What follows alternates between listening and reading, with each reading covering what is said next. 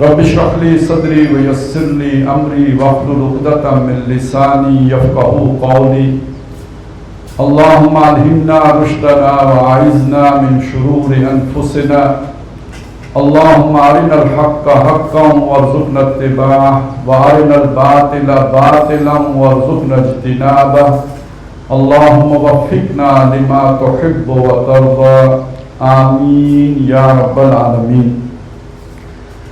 حضرات محترم، آج جس موضوع پر بات کرنی ہے مضبوط سماج یعنی مضبوط معاشرہ، اور معاشرے ہی سے کوئی قوم کوئی ریاست استحکام اور مضبوطی پکڑتی ہے۔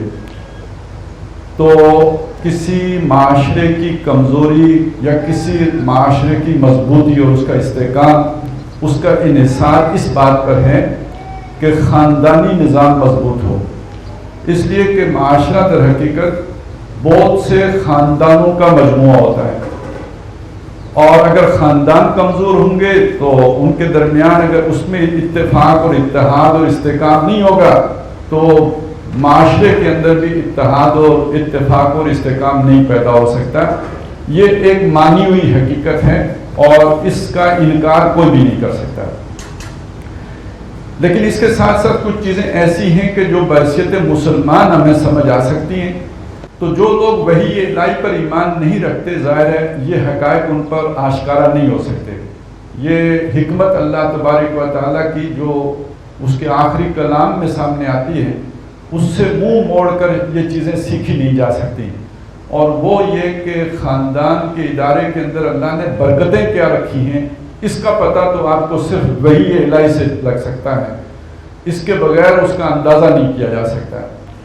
سب سے پہلی بات تو یہ سمجھ لیجئے کہ اس موضوع پر آج گفتگو کرنے کی ضرورت کیوں محسوس ہو رہی ہے۔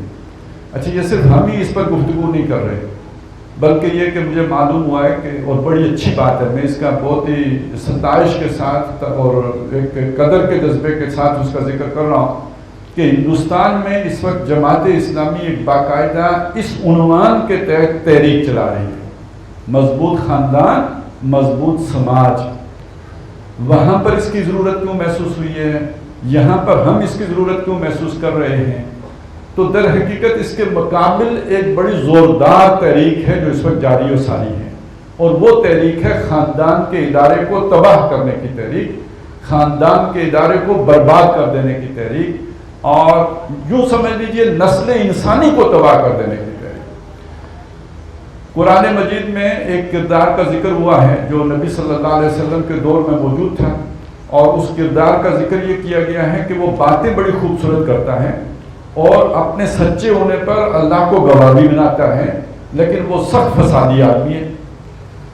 وَمِنَ النَّاسِ مَن يُعْجِبُكَ قَوْلُهُ فِي الْحَيَاةِ الدُّنْيَا، لوگوں میں وہ بھی ہیں کہ جن کی بات آپ کو بڑی ڈھبکی معلوم ہوتی ہے، دنیا کی زندگی میں بڑی دلکش ہوتی ہے، بہت من موہنے والی ہوتی ہے، بڑی خوبصورت بات کرتے ہیں، اور جب بات کرتے ہیں تو وہ یشہد اللہ علی ما فی قلبی، اللہ کو بھی گواہ بناتے ہیں کہ میرے دل میں بڑا خلوص، اخلاص، ہمدردی، نوع انسانی کی محبت کوٹ کوٹ کر بھری ہوئی ہے۔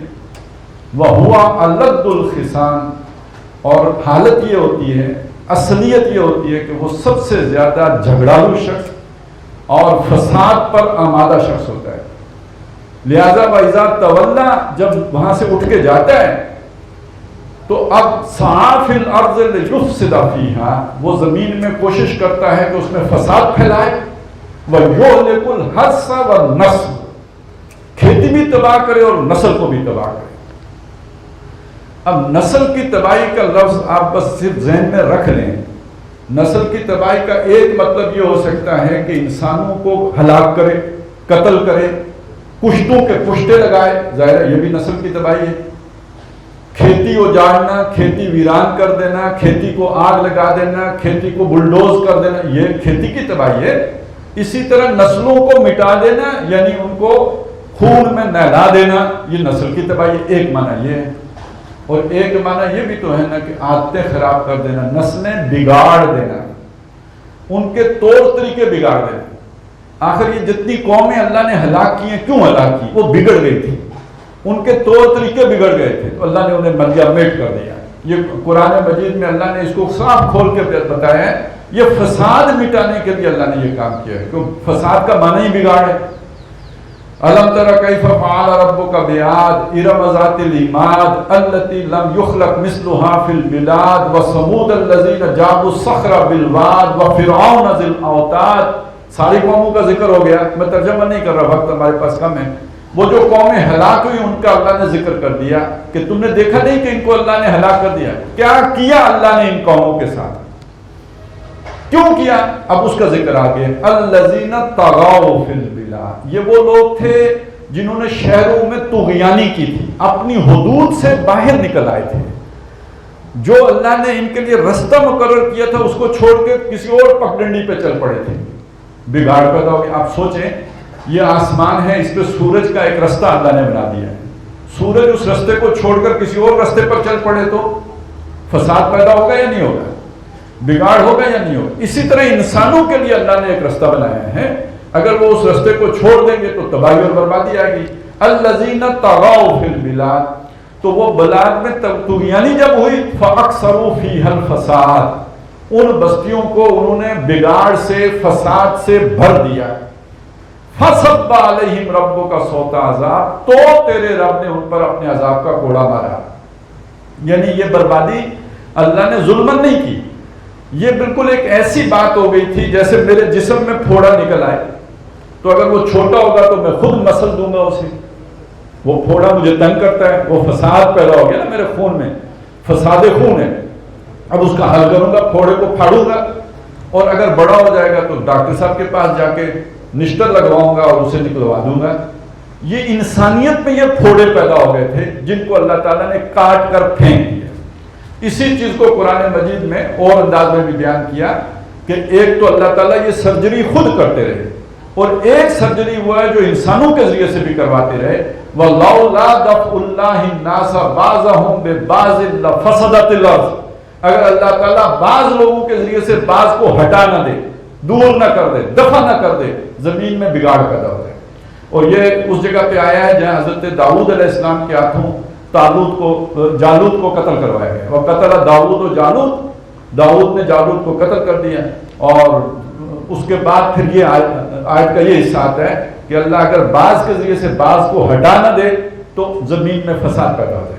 تو گویا نسل بگاڑنے کا ایک معنی یہ بھی ہے کہ کردار بدل دینا، ایک معنی یہ بھی ہے کہ سوچ اور نقطہ نظر اور زاویہ نگاہ بدل دینا، اور لوگوں کی عادات و اطوار بگاڑ دینا، ایک معنی یہ ہے۔ اس معنی میں اگر آپ دیکھیں پوری دنیا فساد آلود ہو چکی ہے۔ قرآن مجیدی کے الفاظ ہیں، ظہر الفساد فی البر والبحر بما کسبت ایدی الناس، یہ جو لوگوں نے کرتوتیں کی ہیں، اب یہ لفظ میں نے سوچ سمجھ کے استعمال کیا ہے، یہ اس گفتگو میں آگے جا کے اس کی حقیقت کھلے گی۔ یہ جو لوگوں نے کرتوتیں کی ہیں، جو ان کے ہاتھوں نے کمایا ہے، یہ اصل ترجمہ ہے، ذرا میں نے وہ ذرا اس سے آگے کی بات کر دی تھی، جو ان کے ہاتھوں نے کمایا ہے اس کے نتیجے میں زمین میں فساد پھیل گیا ہے۔ ظہر الفساد فی البر والبحر بما کسبت ایدی الناس، یہ لوگوں کے ہاتھوں کا کام ہے۔ آگے مضمون اور شروع ہو رہا ہے، میں وہ اس کو بھی زیر بحث نہیں لا رہا، صرف یہ سمجھا رہا ہوں اس وقت زمین فساد آلود ہو گئی ہے۔ اس فساد میں یوں سمجھیے ایک فساد کا سمندر ہے، اس سمندر میں کوئی ٹاپو ہیں، دو چار، کوئی جزیرے ہیں چھوٹے چھوٹے، جن میں ابھی وہ فساد نہیں آیا ہے، وہ اس سے بچے ہوئے۔ یہ جو جزیرہ نما جگہ ہیں، یہ کچھ امت مسلمہ کے ٹوٹے ہیں، کچھ ان کے رقبے ہیں، کچھ ان کے علاقے ہیں، باقی دنیا اس فساد کی زد میں آ چکی ہے۔ اور یہ فساد جس کا ابھی ہم ذکر کر رہے ہیں، یہ خاندان کے ادارے کی تباہی کا فساد ہے۔ اللہ تعالیٰ اب دیکھیے اصلاح کیا ہے، فساد سے بچاؤ کیا ہے، سنوار کیا ہے، بگاڑ کی متضاد کیفیت کیا ہے۔ تو اس زمین کے اوپر جو اللہ نے پہلا جوڑا آباد کیا ہے وہ حضرت آدم علیہ السلام اور اماں حوا کا ہے۔ اس جوڑے کو اللہ نے فساد سے پاک کر کے زمین پہ اتارا، اور اس جوڑے کو اللہ نے اتنی برکت دی کہ آج ان کی 7 ارب اولاد اس زمین کی پیٹھ کے اوپر آباد ہے۔ یعنی ایک جوڑے سے شروع ہونے والا سفر جو ہے وہ 7 ارب تک پہنچ چکا ہوا ہے۔ یہ برکت کس شے میں ہے؟ جو آپ کے لیے جائز راستہ ہوتا ہے، حلال راستہ ہوتا ہے، درست راستہ ہوتا ہے، اس میں برکت ہوتی ہے، اور اس راستے سے ہٹ کر جو دوسرا راستہ ہوتا ہے اس میں برکت نہیں ہوتی۔ روٹی میں وہی کھاؤں گا، حرام کی اگر ہو تو بھی اور حلال کی ہو تو بھی اتنی ہی کھاؤں گا، 2 روٹیاں کھاؤں گا یا 3 روٹیاں کھاؤں گا یا 1 روٹی کھاؤں گا، حلال کی ہو یا حرام کی ہو۔ حلال کی ہوگی تو وہ روٹی میرے لیے باعث برکت ہوگی۔ اب وہ برکت کیسے ہوگی؟ ایک حق نوالا حلق سے اٹھنے سے پہلے اللہ سے پوچھتا ہے کہ میں اس کے حق میں خیر و برکت کا موجب بنوں، غذا کا سبب بنوں یا اس کے لیے زہر بنوں۔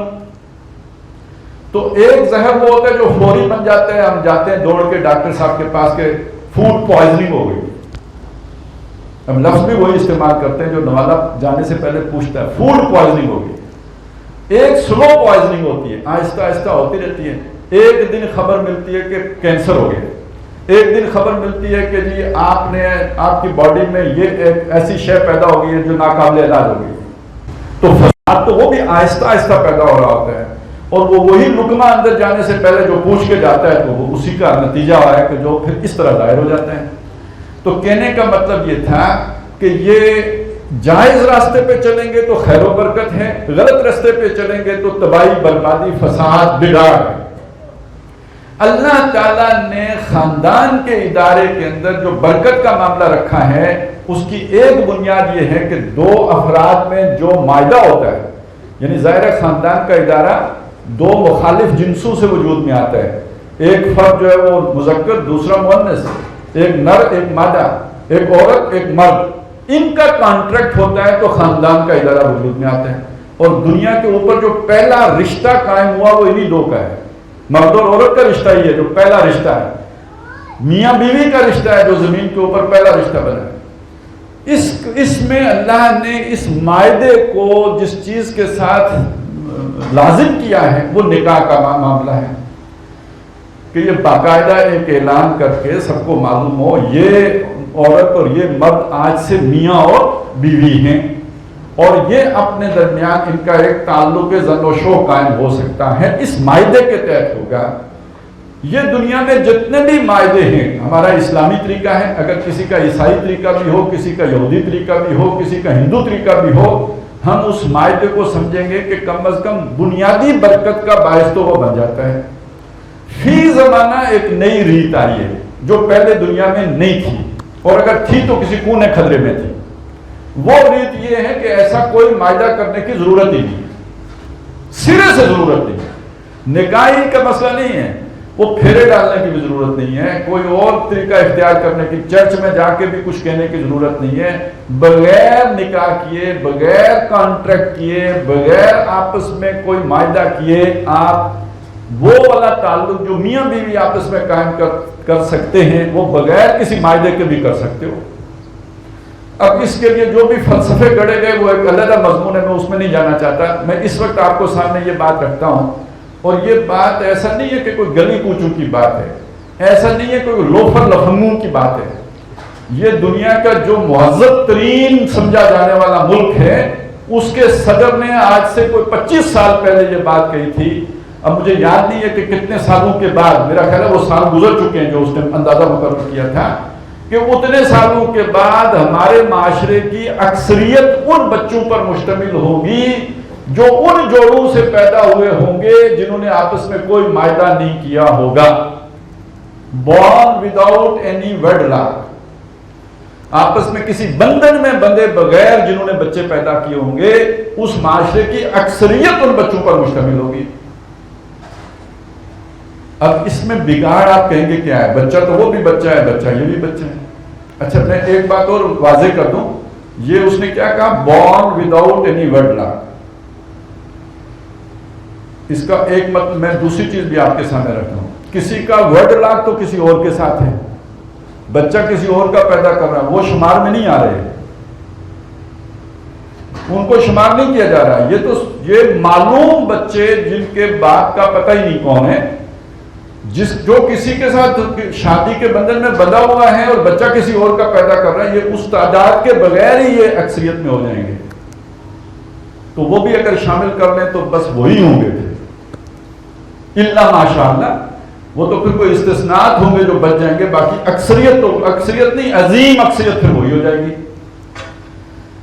اب اس آیت کو اور اس بات کو سامنے رکھ کر میں صرف اشارہ کر رہا ہوں سورہ بنی اسرائیل کے رکوع کی طرف، جس میں آدم علیہ السلام اور شیطان کا جو آپس کی زدم زدہ ہے، شیطان ہی نے حسد کیا تھا اور اسی نے اللہ سے کہا تھا کہ میں اس آدم کا بیڑا غرق کر کے چھوڑوں گا، اسے سیدھی راہ پہ نہیں چلنے دوں گا، اسے بگاڑ کر چھوڑوں گا، اس کی نسل خراب کر کے چھوڑوں گا، اس کی نسل کو نتھ ڈال دوں گا، یہ اسے کہا تھا نا۔ تو اللہ تعالیٰ نے سورہ بنی اسرائیل میں اشارہ دیا ہے کہ اللہ نے شیطان سے کہا ٹھیک ہے تو نے مہلت مانگی، میں نے تجھے مہلت دی، جا وَاسْتَفْزِزْ مَنِ اسْتَطَعْتَ مِنْهُمْ بِصَوْتِكَ، جاؤ انہیں اپنی آواز سے گمراہ کرو، خوبصورت گانے گاؤ، جو کرو۔ بھگوان گلے میں بولتا ہے، تو یہ جو بھگوان گلے میں بولتا ہے کون بولتا ہے؟ تو جاؤ ان کو اپنی آوازوں کے ساتھ بھی جو ہے وہ مسموم کرو، ان کی جو ہے وہ ذہن خراب کرو، ان پر اپنے گھوڑے بھی دوڑاؤ اور اپنے جو ہے وہ جو سوار بھی لے کے آؤ، پیادے بھی لاؤ، سوار بھی لاؤ، جو بھی جنات ہیں ان سے بھی حملہ کرو، انسانوں کے ذریعے سے بھی ان پر حملہ آور ہو جاؤ۔ اور آگے جا کے کہا وَشَارِكْهُمْ فِي الْأَمْوَالِ وَالْأَوْلَادِ، اور ان کے ساتھ پارٹنرشپ کرو، شریک ہو جاؤ ان کے ساتھ، ان کے مالوں میں اور ان کی اولاد میں۔ اب آپ سوچئے مالوں میں شرکت تو سمجھ میں آتا ہے نا کہ حرام کا مال کمایا تو کس کی اولاد؟ یہ مال ہے شیطان کا مال ہے۔ ویسے تو ہم اس کے آگے بھی لکھ دیتے ہیں اعظم من فضل ربی، ہوتا وہ سارا رشوت کا اور پتہ نہیں کس جو ہے کک بیکس کا اور کس کا ہوتا ہے، اور پھر اعظم من فضل ربی، وہ رب بھی وہی ہوتا ہے شاید۔ تو وہ تو اس میں تو شیطان کی پارٹنرشپ ثابت ہے۔ یہ اولاد میں شیطان کی پارٹنرشپ کا کیا مطلب ہے؟ میں کچھ نہیں کہوں گا، آپ کے سوچنے کے لیے چھوڑ رہا ہوں۔ کچھ چیزیں آپ کو احادیث سے بھی مل جائیں گی جس سے پتہ چل جائے گا یہ کیا کہا گیا ہے، لیکن یہ سمجھ لیں کہ جو born without any wedlock اولاد پیدا ہوگی وہ ایک نارمل اولاد نہیں ہے،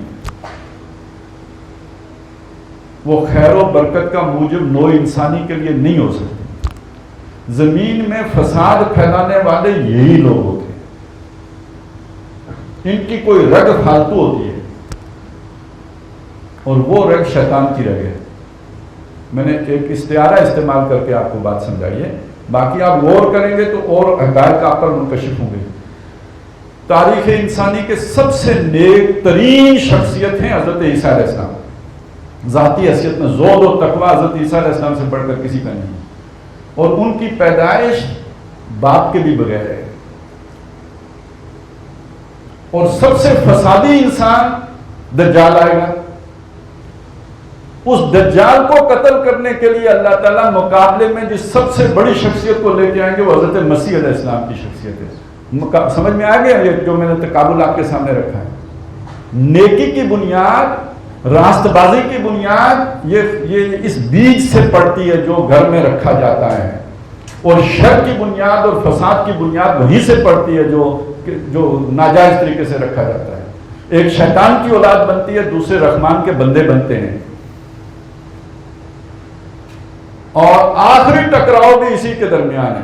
اچھا اقبال نے بڑے عجیب، پتہ نہیں یہ الہامی الفاظ ہیں یا اقبال کو وہ ساری بات معلوم بھی تھی کہ دنیا کو ہے پھر مارکائے روح و بدن پیش۔ عیسیٰ علیہ السلام کو روح اللہ بھی کہتے ہیں نا، اور یہ بدن۔ اب ایک فساد اور آ رہا ہے، کلوننگ تک انسان پہنچ گیا نا، کلوننگ تک انسان پہنچ گیا ہے۔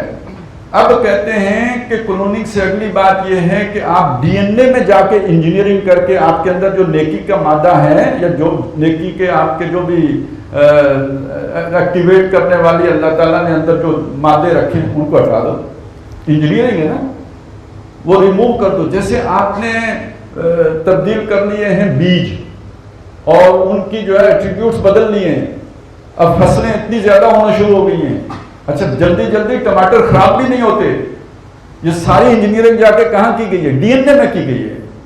اسی طرح آپ کہتے ہیں کہ ہم ڈی این اے کی انجینئرنگ کے ذریعے سے بیماریاں ختم کریں گے، تو بیماریاں ختم کرنے کے ساتھ ساتھ ان کی نظر میں تو ایمان بھی ایک بہت بڑی بیماری ہے۔ اب آپ سوچیں یہ نسل تیار ہو جائے گی تو اس سے بڑی فسادی نسل کون سی ہوگی؟ اور یہ ہے باڈی، یہ صرف ایک حیوانی وجود ہے جو آپ کو نظر آ رہا ہوگا. اس میں وہ روح ربانی جس کے ذریعے سے انسان کو مسجود ملائک بنایا گیا وہ نہیں ہے. جب وہ نہیں ہے تو اب مقابلہ اس بدن اور اس روح کے درمیان ہو گیا. دنیا کو ہے پھر مارکائے روح و بدن پیش. تہذیب نے پھر اپنے درندوں کو ابھارا. اللہ کو پامردی مومن پہ بھروسہ, ابلیس کو یورپ کی مشینوں کا سہارا. یہ انسان بھی ایک مشین ہی ہوتا ہے جو اس طرح کا انسان ہوتا ہے. اور اگر اس کی کامل مثال دیکھنی ہو تو چائنیز کو دیکھیے. نہ جذبات ہیں, نہ احساسات ہیں, نہ کچھ خیالات نے. ایک بالکل مشین ہے کہ جو بس کام میں جتی ہوئی ہے اور اتنے گھنٹے کام کرنا ہے. یہ جو جیسے عام جیسے ہوتے ہیں, کوئی جذبات سے آری بیٹھ کے آپ نے جو ہے وہ بندر کا دماغ کھانا ہے یا کیچوا کھانا ہے یا مینڈک کھانی ہے یا سانپ بچھو کھانے ہیں یا کوئی اور گندی بلا کھانی ہے, وہ بھی اسی طرح بیٹھ کے ریلیکس ہو کے کھا لیں گے. چاول کھانے ہیں تو وہ بھی اسی انداز میں کھا کے ٹن ہو کے فارغ ہو گئے. تو یہ ایک مخلوق ایسی تیار کر لو. اب نسل بگڑ گئی یا نہیں بگڑ گئی؟ وہ جو آیا تھا نا کہ وہ یہلک الحرث والنسل, وہ حرث اور نسل دونوں کو تباہ کر کے رکھ دیں گے. تو یہ نسل کا بگاڑ شروع کہاں سے ہوا؟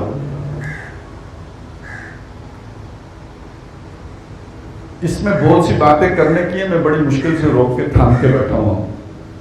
میں نے ایک بات آپ سے کہی تھی, انسانوں کا فساد یہ ہے کہ انسان نکاح کے بغیر پیدا ہونے شروع ہو, جو آج دنیا سینے پہ ہاتھ رکھ کے کہہ رہی ہے.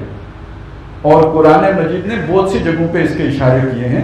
ایک بڑے فسادی آدمی کا ذکر ہے سورہ قلم میں, اور اس میں جہاں اس کی اور بری حرکتوں کا ذکر ہے وہاں آخر میں بعد ازالے کا زنین کا ذکر ہے کہ یہ وہ شخص ہے کہ جس کا نسب معلوم نہیں ہے. تو جب نسب نہیں معلوم تو پھر اس کا کریکٹر کیا ہے؟ وَلَا تُطِعْ كُلَّ حَلَّافٍ مَّهِينٍ هَمَّازٍ مَّشَّاءٍ بِنَمِيمٍ مَّنَّاعٍ لِّلْخَيْرِ مُعْتَدٍ أَثِيمٍ. اتل آپ کہتے ہو یہ سویلائزڈ ہے, آپ کہتے ہو یہ کلچرڈ ہے, یہ اتل ہے, گوار ہے, یہ اجڑ ہے, یہ سب سے زیادہ انکلچرڈ انسیولائزڈ ہے. اس کا مطلب کیا ہے؟ یہ ظالم ہے, اس کے اندر کوئی انسانیت سرے سے نہیں ہے. یہ لوگوں کا کوئی چٹنی بنا دیتے ہیں. ایٹم بم گرانا انسانوں کے اوپر کوئی آسان کام ہے بھائی؟ آپ ذرا اس طرح ایک چوزے کو ذرا مسل کے شام کو رات کو مجھے نیند لے کے دکھائیں نا. لاکھوں آدمیوں کو آپ فیصلہ کر دیں, آپ کے ایک جنبش میں ان کو ختم کر دو, اس میں معصوم بچے بھی عورتیں بھی سب غارت کر دو. آسان فیصلہ ہے. یہ فیصلہ کرنے کے لیے ادھر دل انسان کا چاہیے یا درندے کا چاہیے؟ جیسے درندہ چیڑ پھاڑ دیتا ہے ایسے انسانوں پر یہ ظلم کرنے والے لوگ یہ اس بنیادی انسانیت سے محروم لوگ ہیں, بگڑے ہوئے لوگ ہیں. اور یہ بگاڑ کہاں سے شروع ہوا؟ بالکل گھر سے شروع ہوا. ایک چھوٹی سی بات اور بھی عرض کر دوں, ضروری ہے کرنی, وہ میں اس کو بھی اوائڈ کرنا چاہ رہا تھا لیکن محسوس ہو رہا ہے کہ ضروری ہے کرنی. میاں بیوی والا تعلق ہو بھی, نکاح ہو بھی گیا ہو, اور اس میں بھی اگر کوئی غلطی ہو جائے, فقہ میں وہ غلطی نہیں ہوگی, ہو سکتا ہے اللہ کے ہم بھی جا کے گرفت نہ ہو, لیکن اگر اس میں کوئی حیوانیت زیادہ آ گئی وہ بھی اولاد کو منتقل ہو جاتی ہے. اس کی دو مثالیں تو کم از کم قرآن مجید میں موجود ہیں نا. وہ نیک بندے تھے نا جو سورہ کہف میں جن کا ذکر ہے, ان کا پھل کڑوا کیوں آ گیا تھا؟ کہ جس کے بارے میں خطرہ تھا کہ ماں باپ کا گستاخ بنے گا, بڑا ہوگا. تو اللہ نے اٹھا لیا, ماں باپ کو اس تکلیف سے بچانے کے لیے اللہ نے اٹھا لیا. اور دوسرا سورہ زخرف میں آتا ہے کہ ایک شخص ہوا جب 40 سال کا ہوتا ہے تو اللہ سے دعا کرتے ہیں کہ رب اوزعنی ان اشکر نعمتک التی انعمت علی وعلی والدی ونعمل صالحا ترضاہ واصلح لی فی ذریتی انی تبت الیک وانی من المسلمین. ایک کریکٹر یہ ہے. ایک اور شخص ہے جب بڑا ہوتا ہے تو ماں باپ سے کہتا ہے اف لکما اتعداننی ان اخرج وقد خلت القرون من قبلی وہما یستغیثان اللہ. وہ اللہ سے فریادیں کرتے ہیں ماں باپ دونوں, یہ کیا مصیبت ہمارے گھر آ گئی ہے. تو یہ کوئی کڑوا بیج تھا نا جس کا یہ پھل خراب ہو گیا. یہ لفظ میرا نہیں ہے, یہ شاہ عبد القادر نے الفاظ استعمال کیے ہیں کہ کبھی میٹھے درخت پر بھی کوئی ایسا بیج آ جاتا ہے کہ جس کی کڑواہٹ ہوتی، جس میں کڑواہٹ، میٹھا پھل بھی کبھی، آم سارے اچھے، کوئی آم بیج سے کڑوا ہو جاتا ہے، تو اچھے گھروں میں بھی کچھ ایسا ہو جاتا ہے جس کا عمل پھر وہ نہیں آتا، انہ عمل غیر صالح۔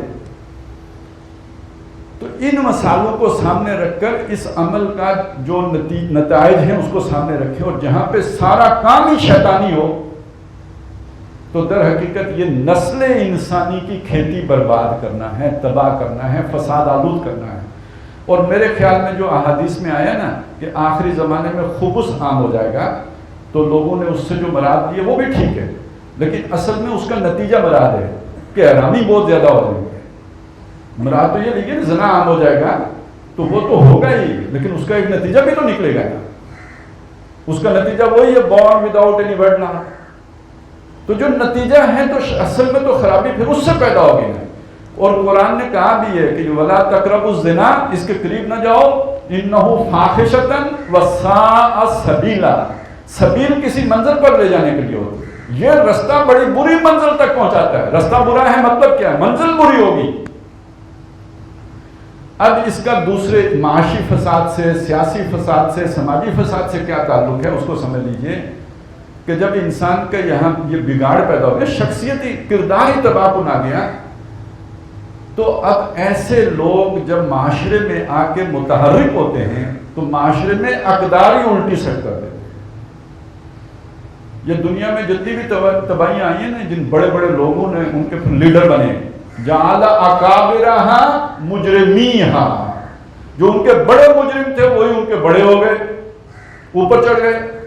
اور اذا اردنا ان نہلک قریۃ امرنا مترفیہا ففسقوا فیہا۔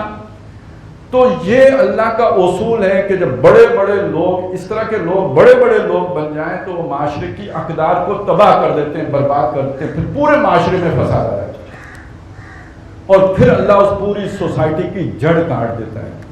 اب آپ اندازہ ہوا نا، اور اس وقت جس دنیا میں ہم رہ رہے ہیں اس میں ایک نقشہ تو میں نے آپ کو بتا دیا، پھر میں نے ساتھ یہ بتایا کہ کچھ ٹاپو ہیں کہ جہاں کچھ لوگ ابھی بھی خاندانی نظام کو جپھی ڈال کے بیٹھے ہوئے ہیں، اب وہ نہیں چاہتے کہ یہ ٹاپو بھی باقی بچے۔ میں نے کل بھی پرسوں بھی بات کی تھی کہ سب سے پہلے انہوں نے کہا یار ہماری تہذیب یہ حرامی تہذیب، اس حرامی تہذیب کو خطرہ ہے وہ مسلمانوں کی حلالی تہذیب سے۔ اب اس خطرے کو نمٹنے کے لیے انہوں نے سب سے پہلے ایک کانفرنس کی جو مصر میں کی، کہ جو تہذیبوں کا تصادم ہے، اب تہذیبوں کے تصادم کو صاف سمجھ لیں، یہ حلالی حرامی تصادم ہے۔ اس تہذیبوں کے تصادم میں خطرہ یعنی جو کچھ بچا ہوا ہے وہ اب مسلمانوں کا بچ گیا ہے، باقی سب کو ہم نے رگڑ دیا ہے۔ اور مصر کی کانفرنس کے بعد پھر بیجنگ میں کانفرنس ہوئی، بیجنگ کی کانفرنس کے بعد پھر اقوام متحدہ کی سطح پہ ہوئی، اس کے بعد گویا ساری اقوام نے اس چارٹر کو تسلیم کر لیا، اور وہ چارٹر اس وقت مسلمان ملکوں میں بھی لاگو ہو چکا ہے قانونی طور پر۔ حقوق نسواں بل جو پاکستان میں مشرف صاحب نے پاس کیا تھا وہ اسی چارٹر کا عکاس تھا۔ IMF قرضہ نہیں دیتا جب تک آپ مطلوبہ قانون سازی نہ کر لیا کریں۔ جیسے بنیا جو ہے نا وہ جب تک آپ رجسٹری نہ لکھ کے دیں اپنے کھیت کی اس وقت تک قرضہ نہیں دیتا تھا، ایسے ہی ورلڈ بینک اور IMF بھی قرضہ نہیں دیتے جب تک کہ مطلوبہ قانون سازی آپ نہ کریں۔ اور وہ قانون سازی کرنے کے لیے جہاں پہ سیکولر لوگ پیش ہوتے ہیں وہاں ہمارے دینی لوگ بھی ساتھ ہی حاضر ہوتے ہیں، وہ بھی ساتھ موجود تھے اس حقوق نسواں بل میں۔ اب بھگتیں گے آگے، اب اس کی شروعات ہو چکی ہے۔ تو اب ایک چیز آپ نے دیکھی ہے جو اب سڑکوں پہ ہوئی ہے، ابھی پچھلے دن ہوئی ہے، اور اس میں بے حیائی کا ایلیمنٹ تو اپنی جگہ، میری مرضی والا ایلیمنٹ تو اپنی جگہ۔ اب اس کو ساتھ جا کے مذہب کے جوڑ دیا گیا یا نہیں؟ اللہ سے لے کے رہیں گے، گویا وہ جیسے نہیں کہتے لے کے رہیں گے آزادی، تو کون کون سن لے کے آزادی لیں گے؟ اللہ بھی سن لے آزادی لیں گے، رسول بھی سن لے آزادی لے لیں، اور اولیاء بھی سن لے آزادی لیں گے۔ تو بات یہ صرف میرا جسم میری مرضی تک نہیں ہے، اس ملک پر بھی شیطانی مرضی چلے گی۔ سن لیں دوسری طرف والے سارے، بڑے بھی سن لیں چھوٹے بھی سن لیں، ہم یہ آزادی حاصل کر کے چھوڑیں گے۔ اور یہ تو جو دیکھا ہے ابھی سمجھ یہ آتا ہے کہ چند لوگ ہیں، تھوڑے سے لوگ، کچھ لوگ ہیں، معاشرے کے جو ہے نا وہ راندہ درگاہ لوگ ہیں. آپ کسی یونیورسٹی میں جا کے دیکھیے گا نا، آپ کو اندازہ ہو جائے گا کہ ہم جا کدھر رہے ہیں، ہم ادھر ہی جا رہے ہیں.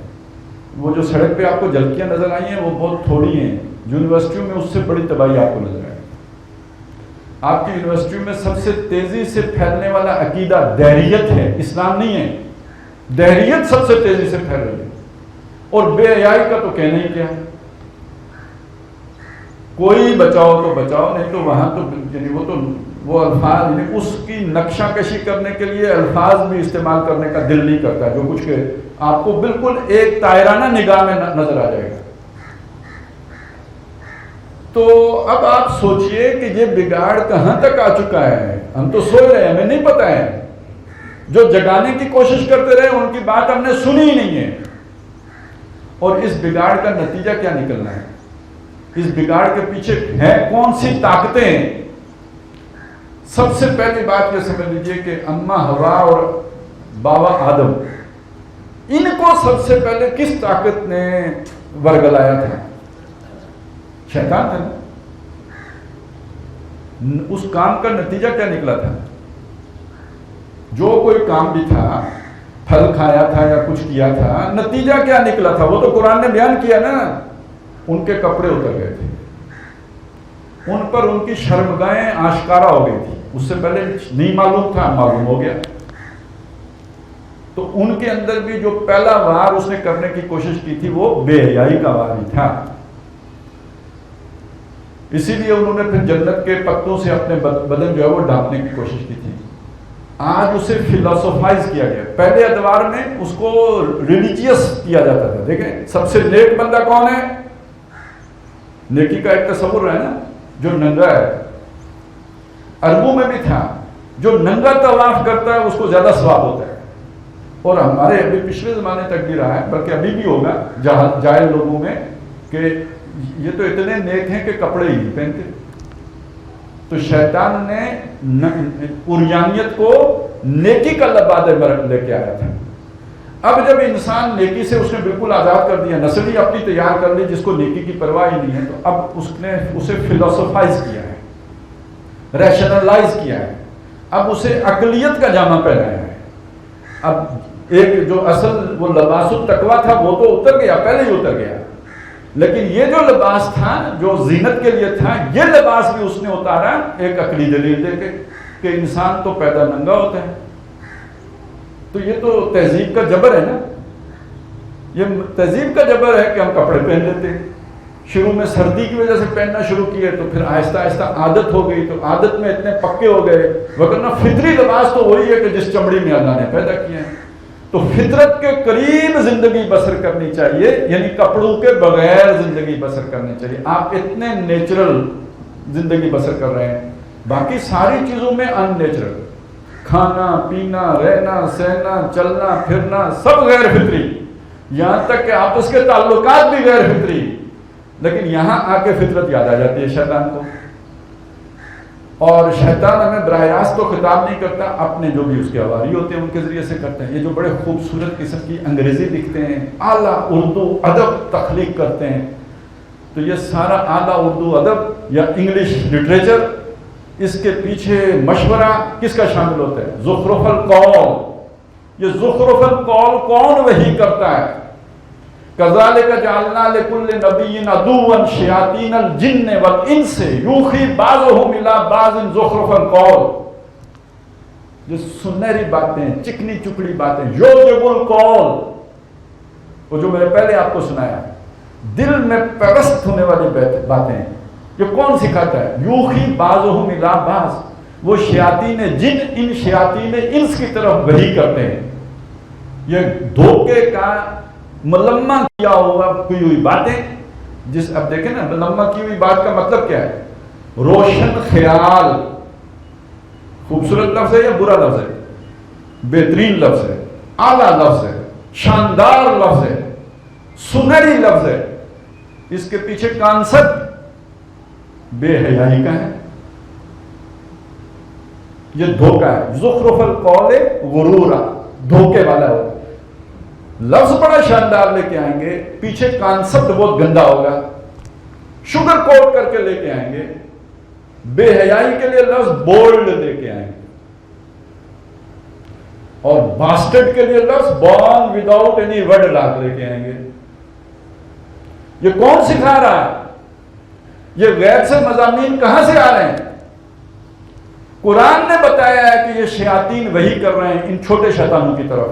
یوحی بعضهم الی بعض زخرف القول غرورا، اور ان کی ان باتوں کی طرف کن لوگوں کے دل مائل ہوتے ہیں؟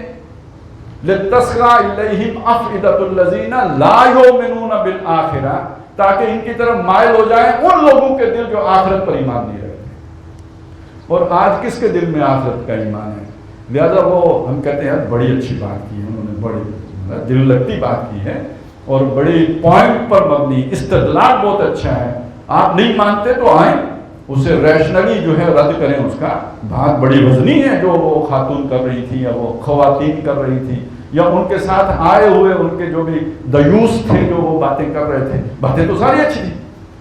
تو یہ ہے زخرف القول غرور. اس ذریعے سے لوگوں کو پھانس کے اس رخ پہ لے کے جاؤ. یہ معاشرے میں جب تباہی آنی شروع ہوئی تو اس کا آخری نتیجہ یہ نکلے گا، نمبر 1، یہ سب آپس میں گتھم گتھا ہو کے مریں، ختم ہو جائیں، تباہی پھر جائے، جس کا نقشہ قرآن مجید نے کھینچا ہے یاجوج ماجوج کے حوالے سے.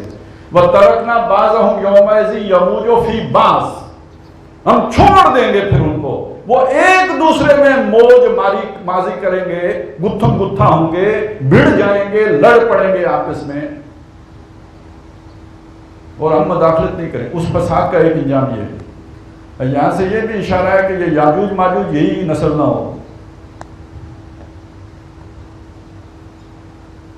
ٹھیک ہے. اب ایک اور فساد کا اشارہ کر دوں، سمجھ لیجیے. ہم کس چیز کے لیے کوشش کر رہے ہیں؟ خلافت کے لیے، اللہ کا دین قائم ہو جائے. یہ خلافت کیا شے ہے؟ یہ اللہ کی نیابت ہے.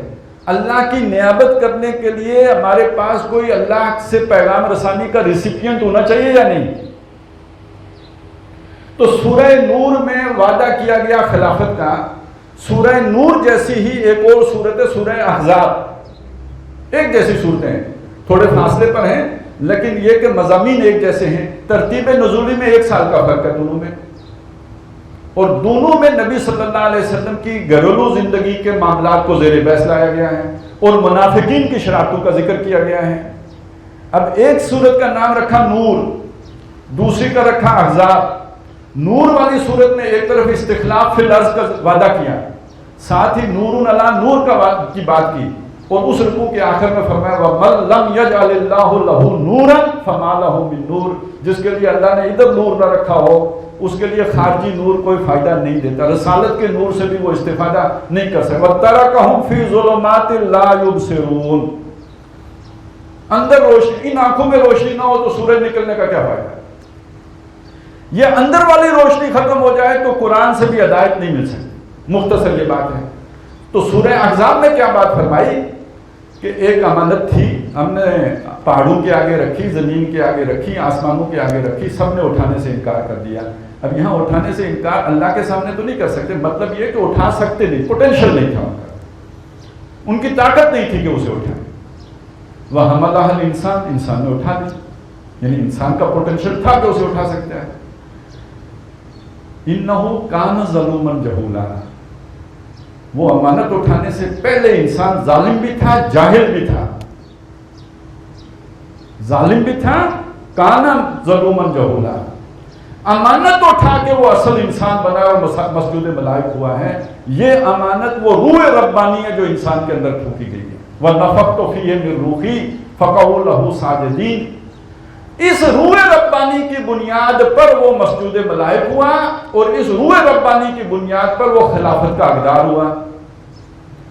اللہ اپنی یہ بابرکت شے امانت اگر زمین اور آسمان پر رکھنے کے لیے تیار نہیں ہے، وہ اٹھا نہیں سکتے اس کو، تو یہ بے برکت اولاد اٹھا سکتی ہے. اور روح و بدن کا سمجھ میں آ گئی بات.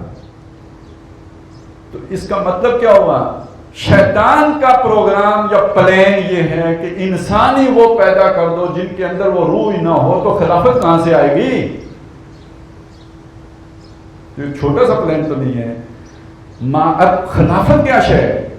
آپ مدینے کی مضبوطی کو دیکھ لیں، مدینے کی برکتوں کو دیکھ لیں، مدینے کی ریاست کو دیکھ لیں، اس انتظام اور انسرام کو دیکھ لیں جو مدینے میں جاری و ساری تھا۔ میں ان تفصیلات میں نہیں جا سکتا، میں ایک موٹی بات عرض کر دوں۔ جو یہ کہا جاتا ہے نا کہ ریاست ہو ماں جیسی، جو دنیا کی خواہش ہے، میری بھی خواہش ہے، آپ کی بھی خواہش ہے، یہ کافروں کی بھی خواہش ہے، ریاست ہو ماں جیسی۔ اور یہ بات غلط نہیں ہے، ریاست در حقیقت پرانا جو ہمارا قبیلہ ہوتا تھا تو یہ اس کا بدل ہے۔ جیسے قبیلہ تحفظ دیتا ہے نا، وَفَصِيلَةِ الَّتِي تُوِي، تو وہ حفاظت آج ریاست دیتی ہے۔ تو قبیلہ جہاں پہ اور بہت سی اس میں خرابیاں بھی تھیں تو وہاں قبیلہ محافظ بھی تھا، وہ بھائی بند تھے، جتھا تھا، حفاظت کرنے والا تھا۔ تو وہ حیثیت آج ریاست کی ہے۔ تو ریاست ہو ماں جیسی، تو ماں جیسی ریاست کی خواہش تو کی جا سکتی ہے، لیکن آج کی ریاست ہے ڈائن جیسی، یہ بچے اغوا کر لیتی ہے، یہ انسانوں کو مسنگ کر دیتی ہے، یہ نام و نشان مٹا دیتی ہے، یہ ظالموں کے ہتھے چڑھ گئی ہے۔ ماں جیسی ہی نہیں، ماں سے بڑھ کر ریاست بنائی تھی محمد رسول اللہ نے صلی اللہ علیہ وسلم۔ جہاں ماں بچے کو رونے پہ مجبور کر رہی ہے دودھ چھڑانے کی خاطر کہ دودھ چھوڑے گا تو وظیفہ آئے گا، وہاں ریاست کا سربراہ کہتے ہیں وظیفہ ابھی سے جاری کر دو۔ اتنی ماں کو اولاد سے پیار نہیں ہے جتنا ریاست کے سربراہ کو ہے، جو ماں سے بڑھ کر تھی یا نہیں تھی۔ تو جو معاشرہ قرآن کی تعلیمات کے نتیجے میں پیدا ہوگا وہ ماں سے بڑھ کر ہوگا، اور اس میں محبت بھی ہوگی اور الفت بھی ہوگی۔ وَكُنْتُمْ عَلَىٰ شَفَا حُفْرَةٍ مِّنَ النَّارِ فَأَنْقَذَكُم مِّنْهَا، تم تو تباہی کے گڑھے کے کنارے پہنچ چکے تھے، ہم نے تمہیں اس سے بچا لیا۔ تم ایک دوسرے کے جانی دشمن تھے، ہم نے تمہارے درمیان محبت پیدا کر دی۔ یہ معاشرہ قرآن پیدا کرتا ہے اور حضرت فاطمہ جیسی مائیں پیدا کرتی ہیں، جو مرتے وقت بھی وصیت کرتی ہیں کہ مجھے میری لاش بھی کوئی نہ دیکھے، میرا جنازہ بھی کوئی نہ دیکھے، مجھے رات کو دفنانا۔ ایسی گودوں میں حسن اور حسین پروان چڑھتے ہیں، اور کلبوں کی پیداوار آپ دیکھیں، وہ بش ہوتے ہیں، اوبامے ہوتے ہیں، وہ ابھی کیا صاحب گزرے ہیں وہ پہلوان خان، ٹرمپ ہوتے ہیں۔ تو پھر وہ چیزیں، یہ لوگ ہیں جو فساد میں تولا سعی فی الارض لیفسد فیہا ویہلک الحرث والنسل۔ یہ کریکٹر ہیں، دو کریکٹر وجود میں آتے ہیں، ایک وہ روحانی کردار ہے، ایک یہ صرف باڈی ہے، یہ مشین ہے، یہ حیوان بھی نہیں ہے، یہ شر الدواب ہے، تمام حیوانوں میں بھی سب سے برا یہ ہے۔ اس لیے کہ یہ احسن تکوین تھا نا، تو جب گرے گا تو پھر ثم رددناہ اسفل سافلین، اولئک کالانعام بل ھم اضل۔ تو شروعات کہاں سے ہوتی ہے؟ جس کھیتی میں بیج پڑتا ہے۔ نساؤکم حرث لکم فاتوا حرثکم انا شئتم، یہاں سے آغاز ہے۔ بیج ہی غلط ڈالیں گے فصل غلط ہوگی، اور اگر یہ معاہدہ صحیح ہوگا اور سارا یہاں پہ کردار درست ہوگا پوری فصل صحیح ہوگی۔ قرآن مجید نے ایک مثال دی ہے اس پوری بات کو سمجھانے کے لیے، یہاں سے لے کے وہاں تک۔ الم تر کیف ضرب اللہ کلمۃ طیبۃ کشجرۃ طیبۃ اصلھا ثابت وفرعھا فی السماء۔ تم دیکھتے نہیں اللہ کیسے مثال بیان کرتا ہے کلمہ طیبہ کی، پاکیزہ بات کی، پاکیزہ کلام کی۔ اصلھا ثابت، جڑ مضبوط ہے، بیج اچھا ہے۔ بیج اچھا ہونا تو مسلمان کو مسلمان کر دیا طوفان مغرب۔ وقتی طور پہ کچھ بگاڑ آ بھی جائے تو جب سیلاب آئے گا تو وہ کھڑا ہو جائے گا۔ اصلھا ثابت، کیونکہ وہ جڑ مضبوط ہے۔ وہ جس نے بیج رکھا تھا اس نے اللہ پر ایمان رکھتے ہوئے بیج رکھا تھا، جڑ مضبوط ہے۔ اب اس کا پورا کردار طیبات پر مبنی ہے، اور ایسے طیبین کا جو معاشرہ ہوگا اس وہ گویا آسمان سے باتیں کر رہے ہیں۔ یہ توحید کا بیج جڑ سے لے کر پھل تک ساتھ ساتھ جائے گا۔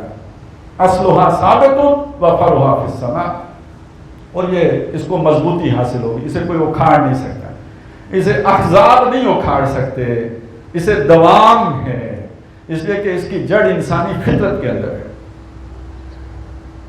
اور وہ کلمۃ خبیثۃ، وہ خبیث کلمہ، کشجرۃ خبیثہ، اس کی مثال خبیث درخت کی طرح ہے، اجتثت من فوق الارض ما لها من قرار، جس کو زمین کے اوپر سے اکھاڑ لیا جاتا ہے، اسے مضبوطی اور دوام حاصل نہیں ہوتا۔ لہذا یہ جو خبیث معاشرے ہوتے ہیں انہیں ہر وقت ڈر لگا رہتا ہے کہ کہیں ہمیں خطرہ ہے۔ یہ دیکھیں نا، کلیش آف سویلائزیشن، پریمپٹیو میت، پریمپٹیو ڈاکٹرائن، یہ سب خوف کی علامتیں ہیں۔ انہیں ڈر ہے، انہیں معلوم ہوتا ہے کہ ہماری جڑ کمزور ہے، کہیں ہم اکھاڑ نہ دیے جائیں، اس لیے کہ ہم اندھیرا ہیں، ہم ظلمات ہیں، کہیں روشنی ہوگی تو یہ سارے اندھیرے چھٹ جائیں گے، پلک جھپکنے میں چھٹ جائیں گے۔ خطرے میں ہمیشہ یہ میں شیطان خطرہ محسوس کرے گا، شیطان کی ذریت خطرہ محسوس کرے گی، شیطان کے حواری خطرہ محسوس کریں گے۔ اللہ کے ولیوں کے لیے تو کوئی خطرہ نہیں ہوتا، الا ان اولیاء اللہ لا خوف علیہم ولا هم یحزنون۔ لیکن یہ شیطان کے ہتھیاروں میں سے سب سے بڑا ہتھیار خوف ہے۔ الشیطان یعدکم الفقر، وہ ڈراتا ہے تمہیں، خوفزدہ کرتا ہے تنگ دستی سے، اور اس طرح اس کے ہتھیار ہیں، تمہیں اپنے دوستوں سے ڈراتا ہے۔ تو یہ تو شیطان کا ہتھیار۔ اللہ امن دیتا ہے، سکون دیتا ہے، چین دیتا ہے۔ الا ان ذکر اللہ بذکر اللہ تطمئن القلوب۔ تو اللہ کے ساتھ تعلق سے دلوں کو سکون آتا ہے، شیطان کا تعلق افراتفری مچاتا ہے۔ پھر یہ افراتفری جب انسان کے اندر مچتی ہے تو وہی باہر نکلتی ہے، اس کا خوف پورے دنیا کے امن کو تہہ و بالا کرنے کا سبب بن جاتا ہے۔ ایک خوفزدہ شخص، جسے آج ہم کہتے ہیں جی اینگزائٹی کا مریض، اس سے بیوی امن میں ہوگی، وہی بعد میں ڈس آرڈر بنے گا نا، بائی پولر ڈس آرڈر ہو جائے گا، اس کے بچے اس سے امن میں ہوں گے، اس کا پڑوسی اس سے امن میں ہوگا۔ ایسے ہی نسل جب چڑھ کے تو حکمران بنے گی، تو پھر ایسے مودیوں سے کمزور پڑوسی امن میں ہوں گے، کشمیر امن میں ہوگا، مسلمان امن میں ہوں گے، اور جب وہ سپر پاور بن جائیں تو پوری دنیا کا امن داؤ پہ لگ جائے گا اور دنیا تباہی کی طرف چل پڑے گی۔ تو یہ معمولی بات نہیں ہے، یہ خاندان کا ادارہ، یہ اس اجتماعیت کا یوں سمجھے پہلا قدم ہے۔ جیسے میں نے بتایا نا، اتنے انسان شروع کہاں سے ہوا؟ آدم اور حوا سے، آج یہاں پہنچ گئے، آگے کہاں جانا ہے؟ یہ بڑا طویل سفر ہے۔ دو انسانوں سے شروع ہو کے برادری بنی، برادری سے آگے جناب آپ نے جو قبیلے بڑے بڑے بن گئے، پھر اس کے بعد آپ نے شہر آباد کر لیے، سٹی سٹیٹس وجود میں آئیں، پھر آپ نے سٹیٹ بنا لی، پھر ماڈرن سٹیٹ بن گئی، اب آپ گلوبل سٹیٹ کی طرف جا رہے ہیں، ورلڈ آرڈر۔ تو یہ جب تک مضبوط درخت نہیں ہوگا، جڑ مضبوط نہیں ہوگی، دنیا میں پائیدار امن نہیں آ سکتا، سماج مضبوط نہیں ہو سکتا، فسادات نہیں ختم ہو سکتے۔ اور یہ جو تہذیب ہے، اس دو عالمی جنگیں اس کے بطن سے پیدا ہو چکی ہیں، جس میں کروڑوں انسان مرے، دو انقلاب اس مادیت کے ذریعے سے آئے ہیں، ایک فرانس کا اور ایک روس کا، دونوں میں کروڑوں انسان مرے، یہ فساد نہیں ہے؟ اور اس کے مقابلے میں محمد رسول اللہ صلی اللہ علیہ وسلم کی تبدیلی ان سے لاکھ گنا بڑی، اور جو بھی اس جنگ میں کام آئے سینکڑوں میں۔ فرق سامنے آ گیا۔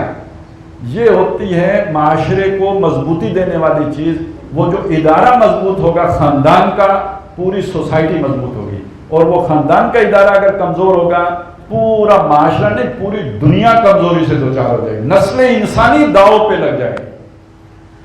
اب آخری بات آپ کے سامنے اس حوالے سے یہ عرض کرنی تھی کہ یہ آیہ کریمہ جو ہے نا، اس کا بھی ہم ایک خاص طریقے سے ترجمہ کر کے تو زیادتی کر دیتے، جو سورہ نور ہی میں آئی ہے، جہاں وہ مضمون آیا ہے نور کا، تو وہاں یہ بات بھی آئی ہے، الخبیثات للخبیثین والخبیثون للخبیثات والطیبات للطیبین والطیبون للطیبات۔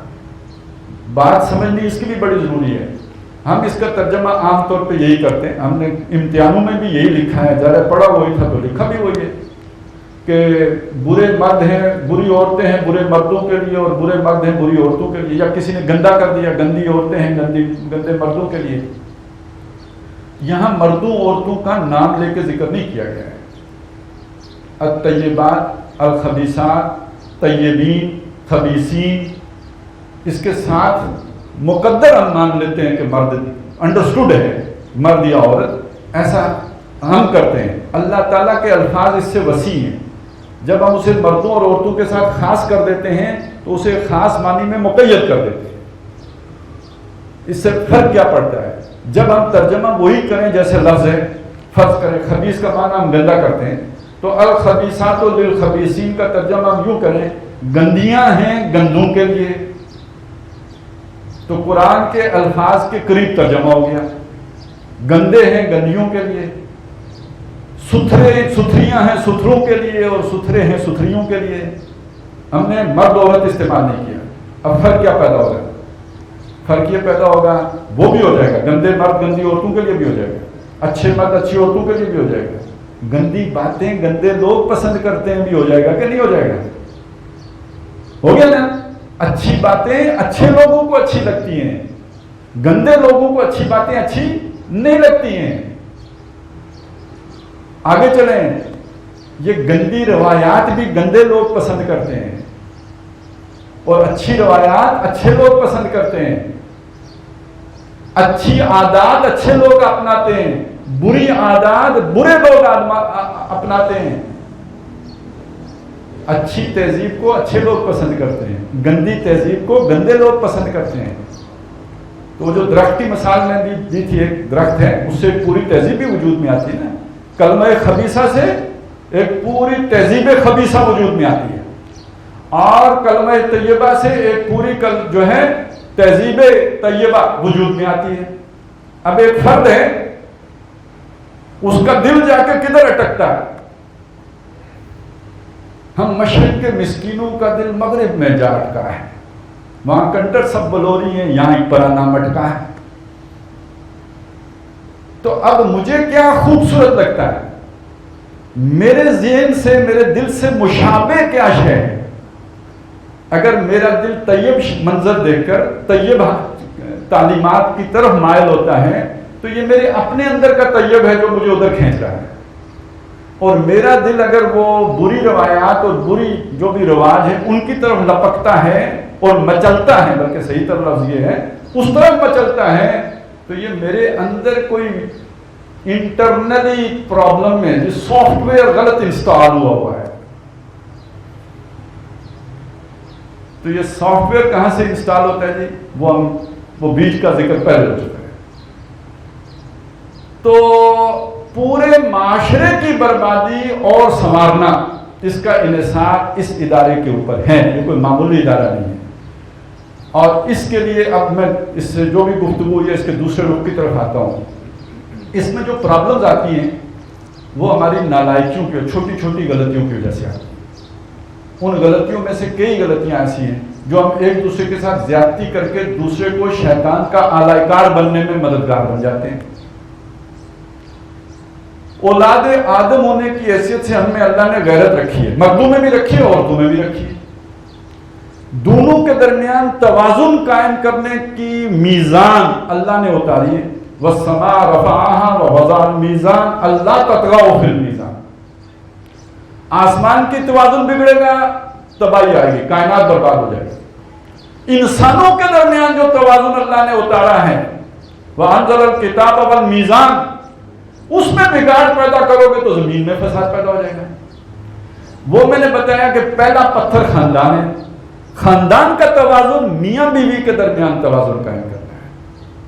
इसमें ऊंच नीच हो जाएगी तो ये बिगाड़ पैदा हो गया जो पूरे माशरे को बिगाड़ देगा। जब इंसान अपनी अकल इस्तेमाल करके वो तवाजुन कायम करेगा तो नहीं कायम कर सकता। कोई मर्द औरत बन के नहीं सोच सकता और कोई औरत मर्द बन के नहीं सोच सकती। दोनों का पैदा करने वाला दोनों की जरूरतों का पूरी तरह एहसास करके सही मुतवाज़िन निज़ाम दे सकता है। हुकूक व फराइज़ का तायुन करना, तवाज़ुन कैसे कायम होगा? जब उनके सही हुकूक व फराइज़ का तायुन हो जाएगा। तो हुकूक निस्वा बिल में सही हुकूक का तायुन नहीं हो सकता, कैलेंडर के बनाए हुए बिल में सही हुकूक का तायुन नहीं हो सकता, ना सही फराइज़ का तायुन हो सकता है। जबकि अल्लाह के उतारी हुई शरीयत में और दीन में बिल्कुल वो है ही मीज़ान, बराबर तकसीम कर देने वाला, अदल के साथ। बराबर का लफ्ज़ सही नहीं है, अदल के साथ, जिसका जितना हक है उतना। अब इसी लफ्ज़ से समझ लीजिए مغرب نے عورت اور مرد کو کر دیا برابر. انہوں نے کہا شانہ تو بشانہ برابر ہو گئے. برابر ہو گئے تو اس کا مطلب کیا ہے؟ جو کام مرد کر سکتا ہے وہ کام عورت کو بھی کرنا چاہیے. لگا دیا کام پر. تم بھی کما کے لاؤ، مرد بھی کما کے لائے گا. لیکن ایک اضافی کام ہے جو عورت کے ذمہ ہے، جو مرد نہیں کر سکتا. اگلی نسل کی تیاری یہ تو عورت ہی کے ذمہ ہے. اب ہر سوچنے والا آدمی سوچ سکتا ہے اس میں ظلم ہے یا عدل ہے. ایک آدمی نے ایک فطری وظیفہ انجام ہی نہیں دینا، دوسرے فرد نے وہ اتنی بھاری مشقت اٹھانی ہے. وحملتہ وہنًا علی وہن، تکلیف پر تکلیف سہتے ہوئے اس کا حمل اٹھانا ہے. ادھر کمائی دونوں نے برابر کر کے لانی ہے کیونکہ دونوں برابر ہیں. تو یہ برابری ہے یا ظلم ہے؟ اس کے مقابلے میں خدائی آرڈر دیکھیں وہ کیا ہے. خدائی آرڈر یہ ہے کہ یہ گھر کی ساری ضرورتیں، نان، نفقہ، کپڑا جو بھی ہے یہ مرد نے پورا کرنا ہے، عورت کے اوپر اس کی کوئی ذمہ داری نہیں. اب آپ اس ایک بات سے سوچ لیجئے، انسان کا زیادہ ہمدرد کون ہو سکتا ہے؟ وہ جو ماں سے بھی 70 گنا بڑھ کے پیار کرنے والا ہے، یا کلنٹن صاحب، رینڈ کارپوریشن،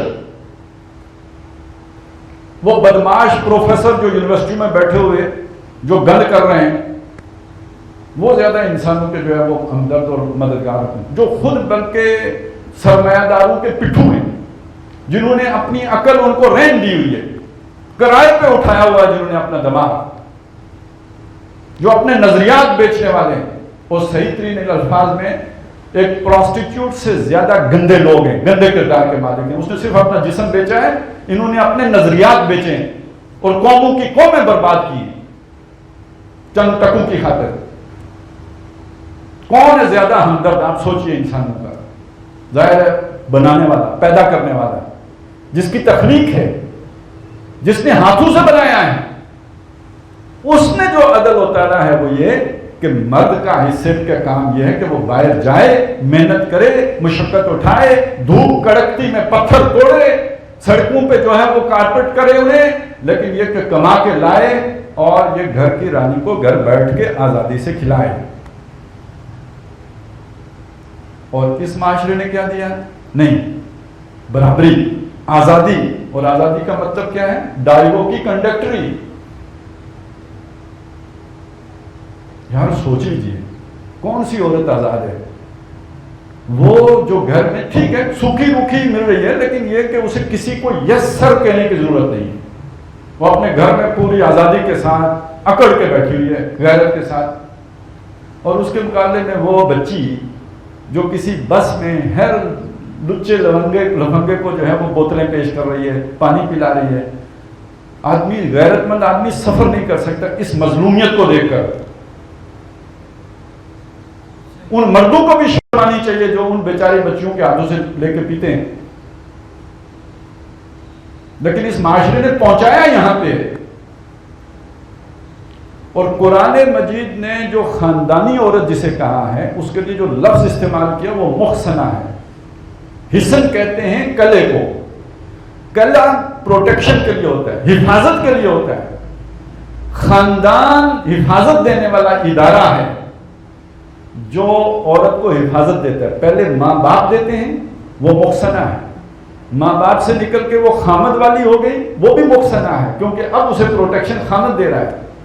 دوسری اگر کوئی کیٹیگری ہے، اب یہ مضمون بڑا خطرناک ہو گیا لیکن مجھے کہنے دیجیے، اس کے علاوہ محسنہ کے علاوہ اگر کوئی اور کیٹیگری قرآن نے بیان کی ہے تو وہ ملک یمین کی ہے. اور ملک یمین وہ ہے کہ جس سے اگر بے حیائی کا ارتکاب ہو تو اس کی سزا عادی ہے. کیوں؟ اسے پروٹیکشن حاصل نہیں ہے. پوری سزا اس کے لیے ہے جس کو جو پروٹیکٹڈ ہے. جس کو وہ پروٹیکشن نہیں ہے اس کے لیے سزا عادی ہے. تو اگر خالص اس نظر سے دیکھا جائے تو جنہیں مجبور ہو کے گھر سے نکل کے کام کرنا پڑتا ہے تو ان کا پھر قرآنی سٹیٹس کیا بنے گا؟ تو وہ آزادی ہے یا یہ آزادی؟ قرآن تو اس کو کہتے ہیں آزادی. اور یہ ہے وہ چیز جس کو قرآن مجید نے بہت سی جگہوں پہ بیان کیا، لیکن ذرا واضح کر کے سورہ بقرہ میں بیان کیا. اللہ ولی الذین آمنوا، اللہ ایمان والوں کا ولی ہے. یخرجہم من الظلمات الی النور، وہ انہیں اندھیاروں سے نکال کر روشنی میں بناتا ہے. والذین کفروا اولیاءہم الطاغوت، جو کافر ہیں ان کے دوست شیطان ہیں، وہ انہیں یہ پٹیاں پڑھا کر آزادی، میرا جسم میری مرضی، زخرف القول، یہ پٹیاں پڑھا کر یخرجونہم من النور الی الظلمات، انہیں روشنی سے نکال کر اندھیاروں میں لے، اندھیری زندگی. اور یہ زندگی ہوتی کتنی ہے جی؟ ایک خاتون کی یہ ساری یہ جو ہوتے ہیں نا آزادی کی زندگی، یہ اس وقت تک ہے جب تک اس کی مارکیٹ ویلیو ہے. اور مارکیٹ ویلیو ظاہر ہے، ایک مارکیٹ وہ ہے جو 200-500 والی مارکیٹ ہے، اور ایک مارکیٹ وہ ہے جو 1 لاکھ 2 لاکھ 5 لاکھ 10 لاکھ والی مارکیٹ ہے. تو اصل مارکیٹ ویلیو تو وہ ہوتی ہے نا جو 5-10 لاکھ والی مارکیٹ ہے. وہ خاص لوگ ہوتے ہیں معاشرے میں، مٹھی بھر بڑے بڑے سرمایہ دار، جنہیں عیاشی کرنے کے لیے پک اینڈ چوز کرنا پڑتا ہے. اس کے لیے وہ سب نکلیں تاکہ وہ اپنی مرضی کا مال چھانٹے. فلم انڈسٹری اسی کے لیے ہوتی ہے کہ ماڈل تلاش کر کے ذرا ایک جگہ پہ جمع کر کے رکھو، ایک کلب بنا کے رکھو، وہاں سے جس ایان علی کو ہم چاہیں اپنی جو ہے وہ بنا لیں، داشتہ بنا لیں یا کلی بنا لیں. یہ پورا جال ہے جو بنایا ہوا ہے، اور اس جال میں سے وہ چھانٹ کر اپنا شکار لیتے ہیں. تو یہ مارکیٹ ویلیو کتنے عرصے کے لیے ہوتی ہے؟ کوئی جنرل رانی کتنے عرصے کسی کی گود گرم کر سکے گی؟ 10 سال 15 سال 20 سال. اس کے بعد عمر رفتہ کو آواز دینا. اب تو وہ جیسے ایک پلیئر کو، کھلاڑی کو سارا چھوڑ کے وہ جو ہے نا منظر ریٹائرڈ ہونا پڑتا ہے کہ اب وہ مزید نہیں کھیل سکتا، ایسے ہی اس کو بھی ریٹائرڈ ہونا پڑتا ہے. اور اس کے بعد زندگی کیسے بسر ہوتی ہے؟ اندھیاروں کی زندگی ہے یا نہیں ہے؟ اور جس نے ادھر روکھی سوکھی کھا کے گزارا کر لیا، اولاد جوان کر لی، اس کے تو پورے 8-10 بچے ہوتے ہیں جو اپنی جنت اس کے پاؤں تلے تلاش کر رہے ہوتے ہیں. یہ روشنی ہے، یہ ایک عزت کی زندگی ہے، یہ ایک پرسکون زندگی ہے. اور اس کے مقابلے میں وہ اندھیرا ہے جس کی طرف خوبصورت الفاظ کے ذریعے سے کھینچ کے لے جایا جا رہا ہوتا ہے. اور اللہ تعالیٰ ہمیں رہنمائی یہ دے رہا ہے، اور کتنی تفصیل سے دے رہا ہے کہ اس روشنی کی طرف آؤ، اس غیرت کی طرف آؤ، اس بلائی کی طرف آؤ، اس کلمہ طیبہ کی طرف آؤ. اور اس حوالے سے اب آخری بات آپ سے عرض کروں. مغرب خود تباہ ہو چکا، برباد ہو چکا، شیطان اسے اجاڑ چکا، ویران ہو چکا. اور جو میں نے الفاظ آپ کو سنائے تھے اس کی مثال بن چکا. وَلَا تُطِعْ كُلَّ حَلَّافٍ مَّهِينٍ هَمَّازٍ مَّشَّاءٍ بِنَمِيمٍ مَّنَّاعٍ لِّلْخَيْرِ مُعْتَدٍ أَثِيمٍ. بھائی انہیں استنجا کرنا نہیں آتا یار، انہیں بیوی سنبھالنا نہیں آتا، انہیں ماں باپ سنبھالنا نہیں آتا. اس سے بڑھ کر اتل اور کیا ہوگا، گوار اور کیا ہوگا، اجڑ کیا ہوگا. اتل بعد ذالک زنیم. یہ جو ایک شخص کا قصہ اللہ تعالیٰ نے اس سورہ مبارکہ میں بیان کیا ہے، یہ اس وقت تہذیب مغرب ہے. اس کی عظیم اکثریت کے اوپر ان الفاظ کا اطلاق ہوتا ہے جو قرآن مجید نے بیان کیے. اور اس کے مقابلے میں وہ تہذیب ہے جو محمد رسول اللہ صلی اللہ علیہ وسلم نے جس کی بنیاد مدینے میں رکھی تھی. تو نوع انسانی، آدم کی اولاد، اللہ کی مخلوق شیطان کے ہتھے چڑھ گئی ہے، تباہ ہو رہی ہے اور برباد ہو رہی ہے. اور اللہ کا پیغام میرے اور آپ کے پاس ہے. بجائے اس کے کہ ہم ان کے پیچھے چلیں، ہم ان کے لیے مینارۂ نور بنیں، ہم ان کے لیے رہنمائی دینے والے بنیں، ہم ان کو اس چیز کی طرف دعوت دینے والے بنیں، اور اپنے عمل سے اور اپنے خاندان کی برکات سے ان پر ثابت کریں اصل رستہ وہ ہے جو محمد رسول اللہ صلی اللہ علیہ وسلم چھوڑ کے گئے. یہ ہماری ذمہ داری ہے. نہیں تو ان کی اس تباہی پر جو کچھ ان کے ساتھ ہونا وہ تو ہونا ہی ہے. اللہ ہم سے بھی پوچھے گا، میرا کنبہ بگڑ رہا تھا، میری نسل کو جو ہے وہ شیطان تباہ کر رہا تھا، تم بجائے اس کے کہ اس کی رہنمائی کا سامان کرتے خود اس کے پیچھے چل پڑے. تو ہمارے لیے تو دو عذاب ہوگا، خود بھی گمراہ ہوئے، ان کو بھی نہیں سنبھالا. تو ہمیں اپنی اس ذمہ داری کا بھی احساس کرنا چاہیے، اور اس کے لیے ہمیں سوچنا چاہیے کہ ہم کیا کر سکتے ہیں. اب جو ہم کر سکتے ہیں اس کو وہ کیے بغیر نہیں ہو سکتا. وہ یہ ہے کہ اب خاندان کا ادارہ افراد کے بس کی بات نہیں ہے جب تک کہ پورا اجتماعی نظام نہ ٹھیک کیا جائے. آپ کے ملکی سطح پہ وہ قوانین بن چکے ہوئے ہیں کہ جو خاندان کے ادارے کو تباہ کرنے والے ہیں. جب تک وہاں سے جا کے آپ اصلاح نہیں کریں گے آپ اپنا خاندان کا ادارہ بھی نہیں بچا سکتے. آپ سوچیں تعلیم ہر آدمی کی ضرورت ہے یا نہیں, لیکن تعلیم کے لیے جہاں پہ جائیں گے وہاں کا ماحول میں نے آپ کو بتا دیا. کیسے بچائیں گے خاندان کا ادارہ؟ آج بچا بھی لیں گے تو کل کا کیسے بچے گا؟ جو بھی ہماری ثقافت ہے وہ ساری اگر اس رخ پہ چلی گئی تو کوئی اپنا خاندان کیسے بچائے گا؟ تو سمجھ لیجئے کہ خاندان کا ادارہ نہیں بچایا جا سکتا آج اس دور میں جب تک کہ ریاست کے ادارے کو صحیح رخ پر جو ہے وہ استوار نہ کر لیا جائے. اور صحیح رخ پر استوار کرنے کا مطلب کیا ہے؟ وہاں پر اسلام غالب نہ ہو جائے, اسلام کو ایک اتھارٹی کے طور پر قبول نہ کر لیا جائے, نظام خلافت نہ قائم ہو جائے, اللہ کا دیا ہوا آرڈر ورلڈ آرڈر جب تک نافذ نہ ہو جائے, سمجھ لیجیے اس وقت تک ہم اپنے خاندانوں کو بھی نہیں, اب یہ جزیرے نہیں بچ سکتے. تو اس کو بچانے کے لیے جہاں ہمیں اس ایجوکیشن کی ضرورت ہے, اپنے ذہنوں کو یکسو کرنے کی ضرورت ہے, وہاں اس بات کی بھی ضرورت ہے کہ مل جل کر ایک جماعت بنے, ایک اجتماعیت تشکیل دے جس کا مطمئن مذہب یہ ہو, مقصود یہ ہو کہ وہ جو ہمارا نظام ہے وہ تبدیل کریں, حکومت کی سطح پہ تبدیلی لے کے آئیں, ملکی جو ہمارا نظام ہے اس کو ٹھیک کریں. جب تک وہ ٹھیک نہیں ہوگا اب خاندان کا ادارہ بھی نہیں بچ سکتا. اس کو ٹھیک کرنے کے لیے ایک منظم اجتماعی جدوجہد کی ضرورت ہے. یہ منظم اجتماعی جدوجہد ظاہر ہے کسی نہ کسی جماعتی پلیٹ فارم سے ہو سکتی ہے. وہ جماعتیں کہ جو بنی اس غرض کے لیے ہیں کہ وہ اسلام غالب کریں گی, وہ اس کام میں ہماری مددگار اور معاون ہو سکتی ہیں. جماعتیں بہت سی ہوتی ہیں. جماعتیں وہ بھی ہوتی ہیں جو سیاسی جماعتیں جن کا پیش نظر صرف حکومت میں آ کر مال بنانا ہوتا ہے, حکومت میں آ کے پروٹوکول انجوائے کرنا ہوتا ہے, حکومت میں آ کے پالیسیاں بدلنا نہیں ہوتا ہے, صرف اپنی چودراہٹ جمانا ہوتا ہے. وہ بھی جماعتیں ہیں آپ کے ارد گرد موجود ہیں. جماعتیں وہ بھی ہوتی ہیں جو کوئی بھلے کام کر رہی ہوتی ہیں, جو وہ کوئی عبدالستار عیدی صاحب کا بھی ایک پلیٹ فارم ہے جو چلیں کچھ اچھا کام بھی کرتے ہیں. یہ اور طرح کی جماعتیں, اصلاحی نوعیت کی جماعتیں, رفائی نوعیت کی جماعتیں ہیں. اس مقصد کے لیے وہ جماعت چاہیے کہ جس کا مقصد یہ ہو کہ ہم نے نظام تبدیل کرنا ہے. جب تک اس پورے نظام کو نہیں بدل دیں گے, خبیث کی جگہ طیب نہیں لے کے آئیں گے, یہ اصلاح نہیں ہو سکتی. اور یہ اصلاحی کوششوں کا فائدہ بھی کوئی نہیں ہوگا. نمازی بڑھتے جائیں گے لیکن برائی بھی بڑھتی جائے گی.